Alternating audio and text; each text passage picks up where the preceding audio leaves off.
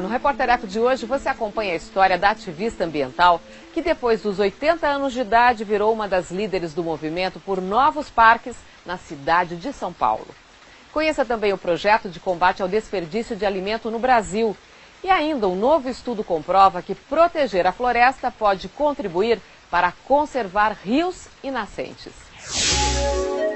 A pesquisa da Fundação SOS Mata Atlântica mostra que a vegetação preservada garante a qualidade dos cursos d'água. Daniela Leite criou o Comida Invisível. A ideia é evitar que produtos ainda próprios para o consumo sejam jogados no lixo. E Ana Dulce Marasquim une moradores na luta pela criação do Parque Augusta e por mais áreas verdes na capital paulista.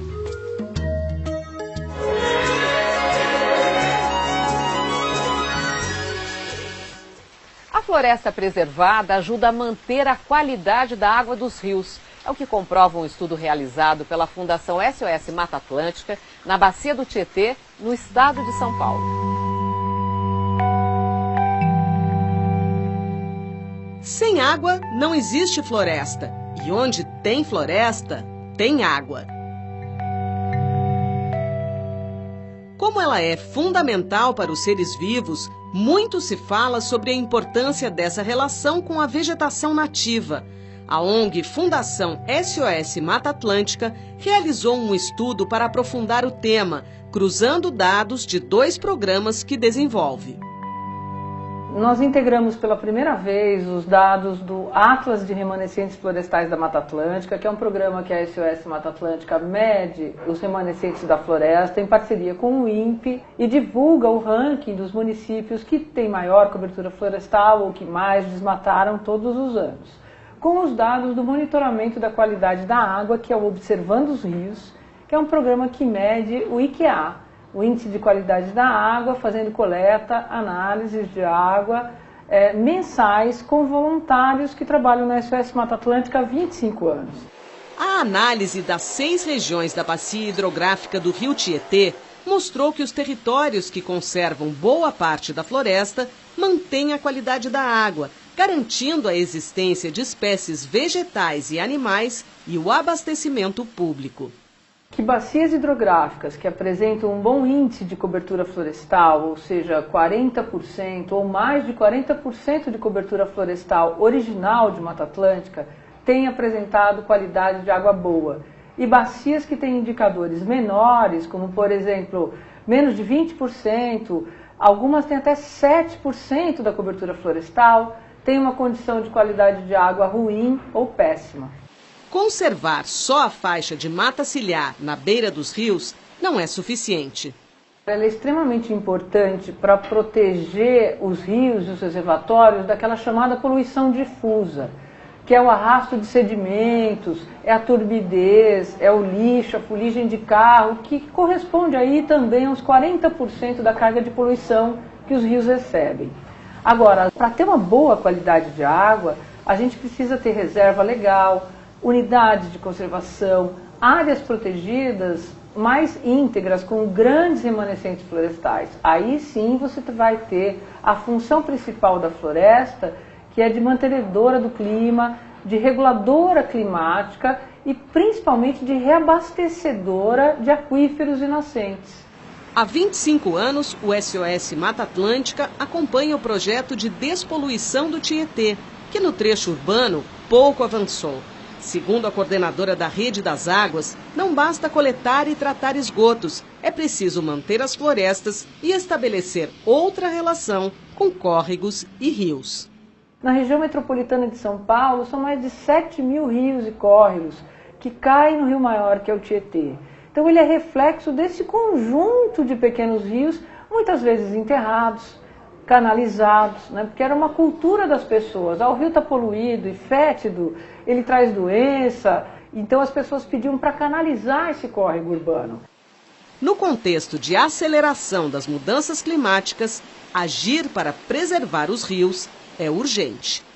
A gente precisa ter um saneamento ambiental, ou seja, Onde tem floresta, eu gasto menos com tratamento de água, porque essas águas estão limpas, e eu gasto menos tendo que buscar água cada vez mais longe, porque não tem como buscar água cada vez mais longe. Então, é restabelecer uma relação entre a água e a floresta e o uso do solo urbano. Quanto menos solo verde, menos água eu vou ter. É uma relação direta.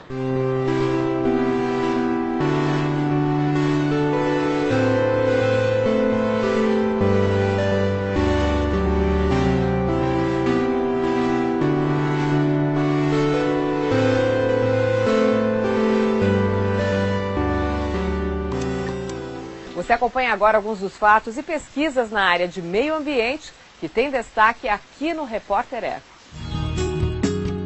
O desmatamento da Amazônia aumentou 29% em um ano. A estimativa é do INPE, Instituto Nacional de Pesquisas Espaciais. De agosto de 2015 a julho de 2016, uma área de quase 8 mil quilômetros quadrados de floresta foi removida. Equivale a cerca de 5 vezes o tamanho da cidade de São Paulo. O estado campeão do desmatamento foi o Pará, seguido por Mato Grosso e Rondônia. A Fundação SOS Mata Atlântica, uma das ONGs ambientalistas mais importantes do Brasil, completa 30 anos de existência. Os próximos objetivos do SOS são lutar pela aprovação de uma lei que proteja os ambientes costeiros do país e evitar que os rios das grandes cidades continuem funcionando como esgoto a céu aberto.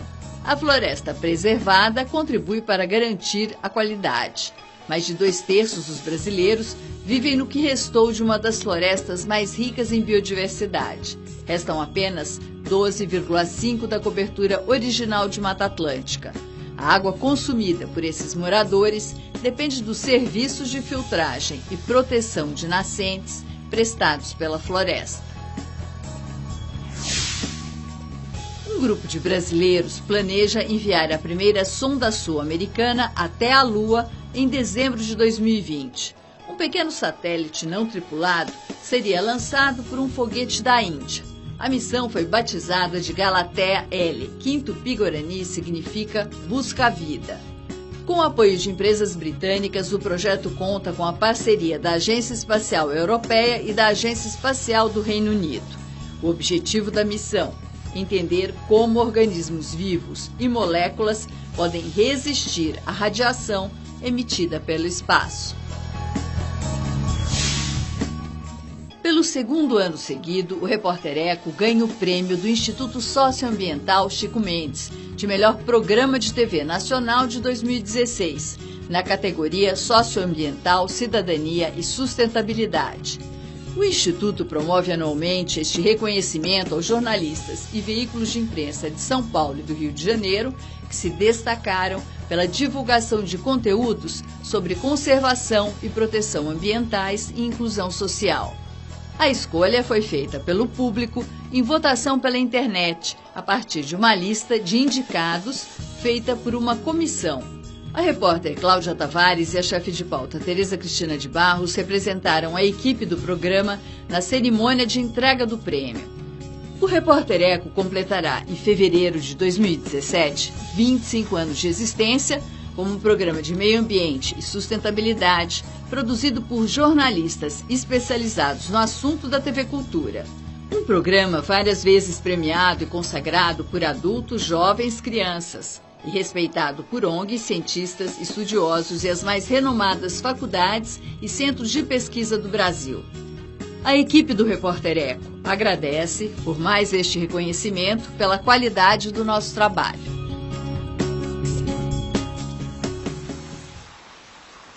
E aguarde, porque tem mais.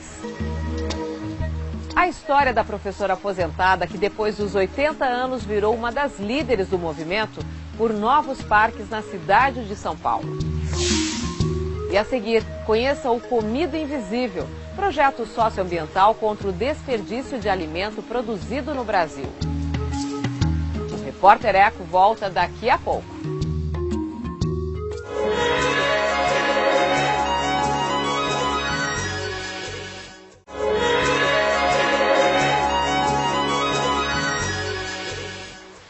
combater o desperdício de alimento produzido no Brasil é a proposta do Comida Invisível. A criadora do projeto, Daniela Leite, recupera e faz novas receitas com legumes, verduras e frutas. E alerta que muitas vezes as pessoas jogam no lixo por falta de informação ou de cuidado. Eu fui com meu filho no CEAGESP, a gente ia comprar frutas mais maduras para fazer geleia. Chegando lá, a gente começou a ver pilhas e mais pilhas e mais pilhas de mamão, de abacaxi, de manga, que são absolutamente próprios para consumo, mas elas já estão num ponto de maturação que não serviriam para o comércio. Foi uma visita à Companhia de Entrepostos e Armazéns Gerais de São Paulo que despertou a advogada Daniela Leite para o tamanho do desperdício de alimentos. Assim, ela criou o Comida Invisível, um projeto socioambiental. Com alguns parceiros de ideia, voluntários na cozinha e um veículo emprestado de quem também acredita na causa, ela sai às ruas da metrópole para oferecer um cardápio preparado com alimentos doados por comerciantes da CEAGESP. Frutas, legumes e verduras fora do padrão na aparência, mas ainda próprios para o consumo e que iriam para o lixo, ganham nas mãos do chefe uma nova apresentação. Vir comer nesse food truck, ele não é simplesmente um ato de se alimentar. Eu acho que é um ato de se despertar para esse problema, que talvez seja o maior problema do mundo, o desperdício de alimentos. Além de nutrir as pessoas com alimentos de qualidade que seriam descartados, Daniela oferece informação como ferramenta para a construção de um mundo sem desperdício. No Brasil, a gente está falando algo como 50 milhões de toneladas desperdiçadas por ano. Isso, a gente, se a gente pegasse todo esse alimento e levasse para as pessoas que passam fome no Brasil, a gente não teria mais pessoas em situação de vulnerabilidade social. No planeta, então, o desperdício é muito maior. Coisa que fez a ativista pensar, fazer as contas, até conseguir a história que faz as pessoas entenderem exatamente o volume de comida jogado fora. Nós enchemos 9.300.000 aviões, que se eu colocar um do lado do outro, eles vão dar 17 voltas em volta da Terra. Isso representa o PIB da Suíça. A gente joga por ano um PIB da Suíça no lixo. Metade desses alimentos matam a fome no mundo. Embora o Comida Invisível seja novo, parece ter apelo e cada vez mais adeptos. Isso é uma questão para a gente repensar, para a gente refletir sobre o nosso dia a dia, sobre tanto o nosso consumismo quanto a nossa alimentação. Eu acho muito importante que a gente tenha conscientização do tanto que a gente desperdiça de alimentos, né? Do quanto vai para o lixo. Então aqui não tem fome, aqui tem má distribuição. O dinheiro que a gente arrecada aqui, ele serve para custear toda essa ação. O que é essa ação? A mesma quantidade de pratos que a gente prepara para vir para cá, para vender essa comida, a gente prepara para doar uma comida numa comunidade que precisa dela.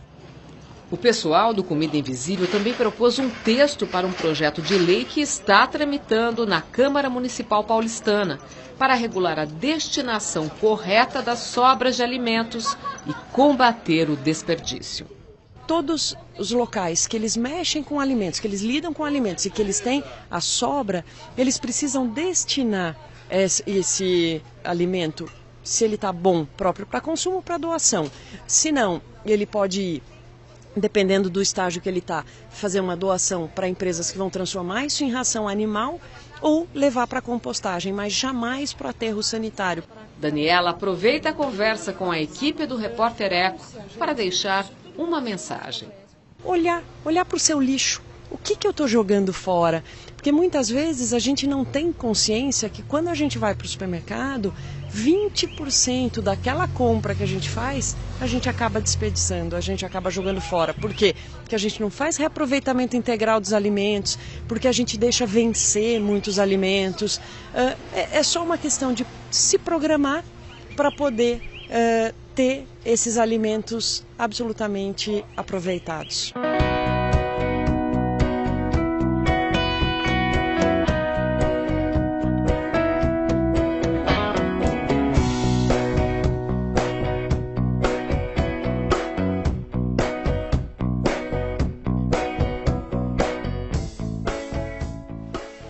chegou a hora das imagens que a gente escolheu para você na internet.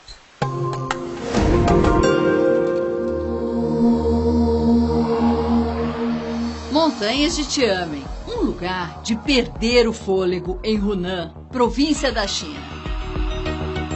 Este parque é conhecido pelos picos rochosos, cavernas e penhascos verticais de quartzito, cobertos por uma floresta de pinheiros.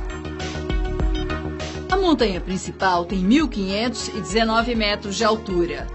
Uma das grandes atrações é a passarela de vidro, a maior do mundo, que foi construída na lateral. Com quase 7 centímetros de espessura, tem 430 metros de comprimento e um pouco mais de 1,5 metro de largura. Ela fica a 1.430 metros de altura. O turista tem que usar galochas especiais para proteger o vidro de arranhão e manter a sua transparência. A sensação de quem passa por ela é de andar sobre as nuvens, à beira de um penhasco. Para quem preferir, uma estada em um teleférico com mais de 7 quilômetros de comprimento levam para perto do topo das montanhas de Tianmen. Tudo para conhecer uma paisagem natural de rara beleza do território chinês.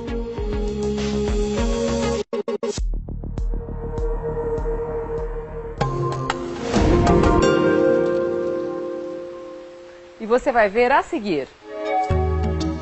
Conheça a professora aposentada que depois dos 80 anos de idade virou símbolo da luta pela criação de novos parques em São Paulo. O Repórter Eco volta logo mais.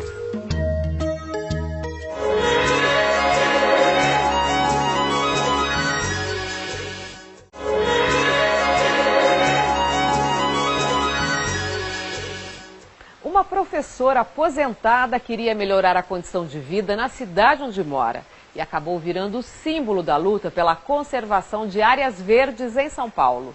Dona Ana Dulce é uma das líderes do movimento pela criação do Parque Augusta e incentivadora do grupo Novos Parques.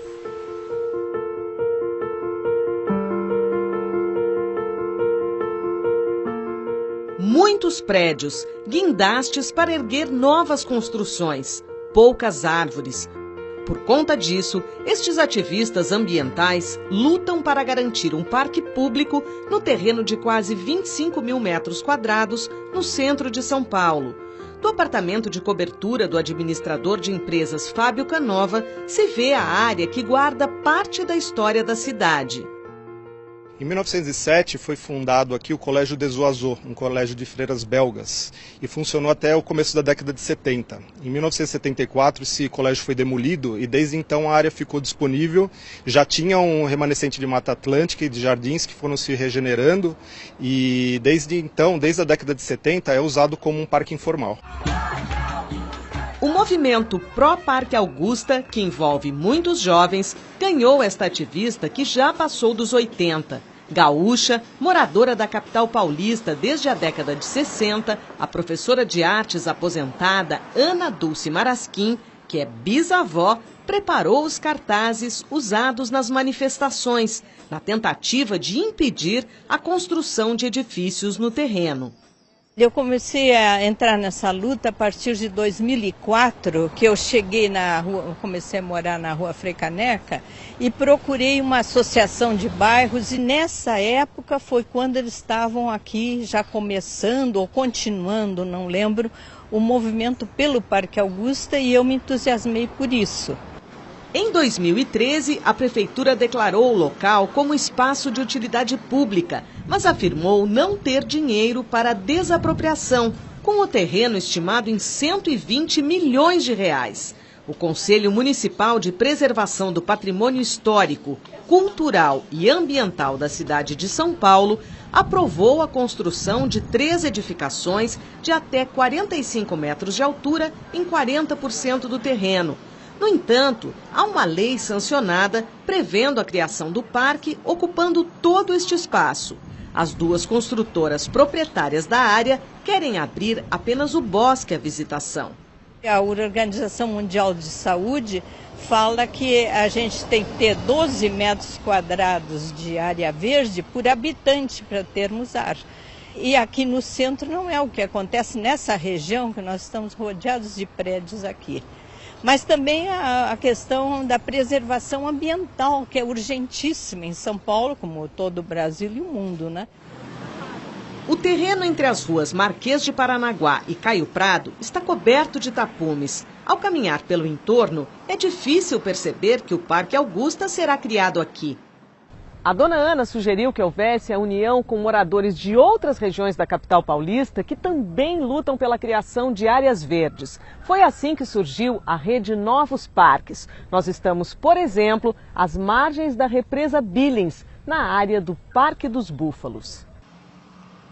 Moradores do bairro Jardim Apurá e do entorno, no extremo sul, contam que a área de quase 1 milhão de metros quadrados é usada como espaço de lazer há décadas. Eles queriam a transformação total em parque. Em 2015, a prefeitura decretou a criação de 550 mil metros quadrados. No restante, estão sendo construídas habitações para cerca de 14 mil pessoas.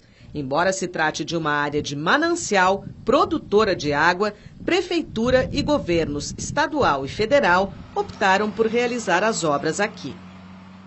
E se não for essa área aqui, o parque mais próximo é o do Ibirapuera, a mais de 12 quilômetros de distância. Ela tem cerca de 19 nascentes que abastece a represa Billings, né, que é o nosso maior reservatório, né, estratégico da região do Grande ABC.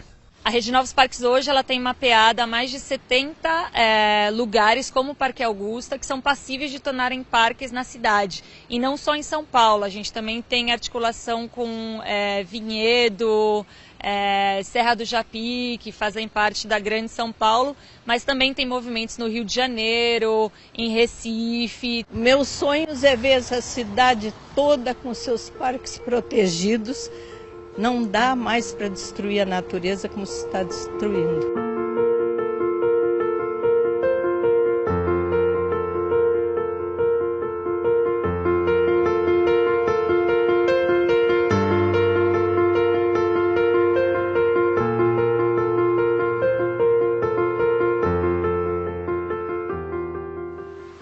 E você pode rever as reportagens pela internet. Anote o nosso site. tvcultura.com.br/repórtereco.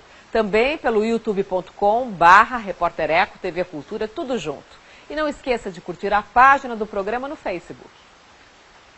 E a gente encerra hoje com o pensamento de Alvin Toffler, escritor norte-americano considerado um visionário da era digital. O futuro é construído pelas decisões diárias, inconstantes, imutáveis. E cada evento influencia todos os outros. Repórter Eco, até o próximo programa.